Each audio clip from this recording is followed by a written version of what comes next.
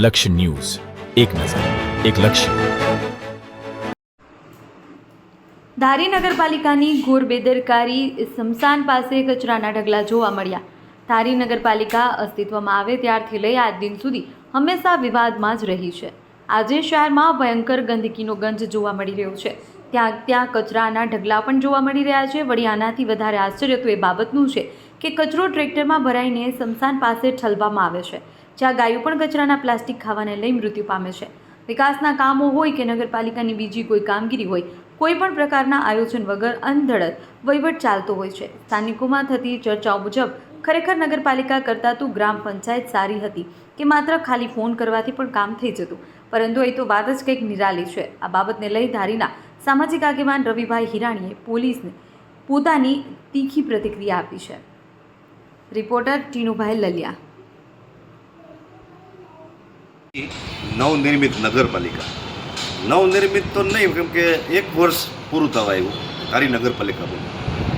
આજુબાજુની 5 પંચાયતો ભેગી થઈ વટહુકમ દ્વારા સરકારશ્રીએ પાલિકા ધારી શહેરના લોકોનો વિકાસ થાય, ધારીનો વિકાસ થાય, એટલા માટે વટહુકમથી એને બનાવવામાં. હવે 1 વર્ષ પતી ગયું છે. દરેક જગ્યાએ લોકોનો જ્યારે અભિપ્રાય લઈએ ત્યારે આ નગરપાલિકા સંપૂર્ણપણે ખાડામાં જતી દેખાય છે. વિકાસ થવાને બદલે વિકાસ તો રૂંધાઈ ગયો છે. પહેલાં થતો એકદમ રૂંધાઈ ગયો ને રોકાઈ ગયો છે. શહેરની અંદર જ્યારે પ્રાથમિક જરૂરિયાતની વાત કરીએ ત્યારે સફાઈ જ્યારે પ્રાથમિકતા ઉપર આવે ત્યારે આ નગરપાલિકા સફાઈ મામલે સંપૂર્ણપણે નિષ્ફળ ગઈ છે. મસાણવાળા રોડે જ્યાં ડમ્પિંગ થઈ રહ્યું છે, IITIની બાજુમાં જ્યાં કચરાઓના ઢગલા થયા છે, ત્યાં રખડતા ઢોર, ગાયો જેવા પશુઓ કચરો ખાય અને જોખમમાં મુકાય છે. આજુબાજુના રહેવાસીઓ એનાથી પરેશાન છે. શેરીઓની અંદર ગટરો ઉભરાય છે. પાલિકા દરેક જગ્યાએ કચરો પડવા માટે સક્ષમ નથી. એવા અનેક પ્રશ્નો. આ ફક્ત અત્યારે હું ખાલી સફાઈની વાત કરી રહ્યો છું.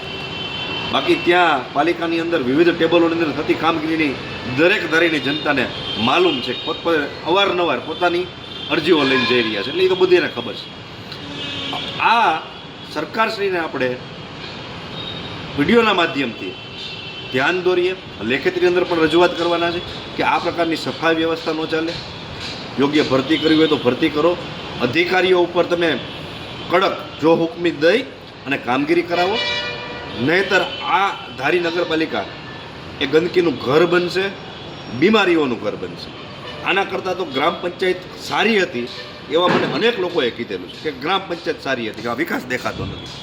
લોકોના મુખે એવી વાતો કરાવો કે નગરપાલિકા સારી હોય અને એની અંદર ઘણો બધો વિકાસ થાય. એવું આપના માધ્યમથી હું સરકારશ્રીને નિવેદન કરું છું.